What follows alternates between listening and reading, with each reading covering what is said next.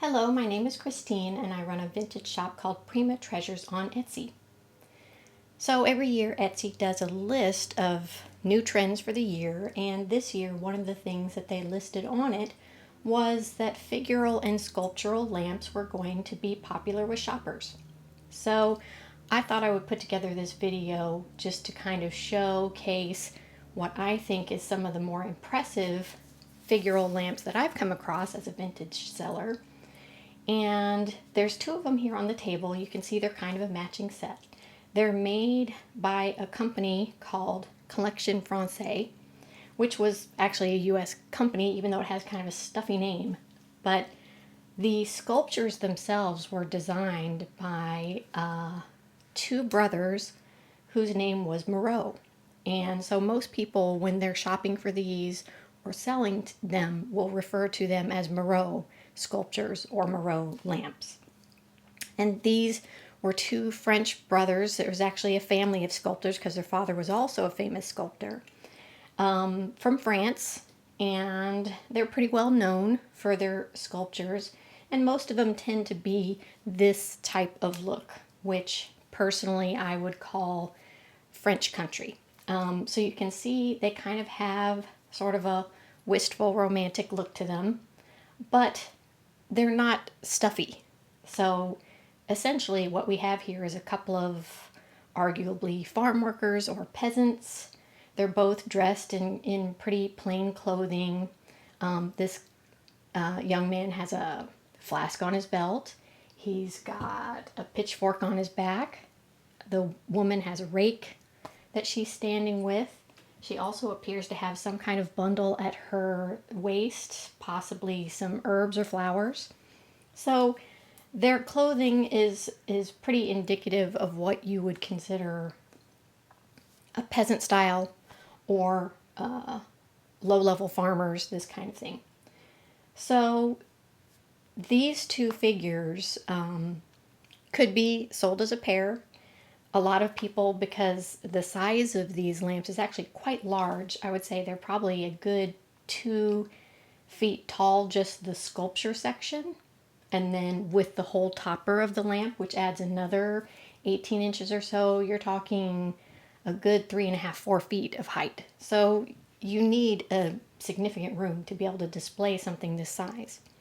And they didn't really tend to do smaller ones either. I've seen a few occasionally that are maybe 2/3 this size, but for the most part, the lamps from this company are fairly sizable. So if you wanted a sculptural lamp in your home, I mean, this would be an impressive display. But you'd have to have the right room for it.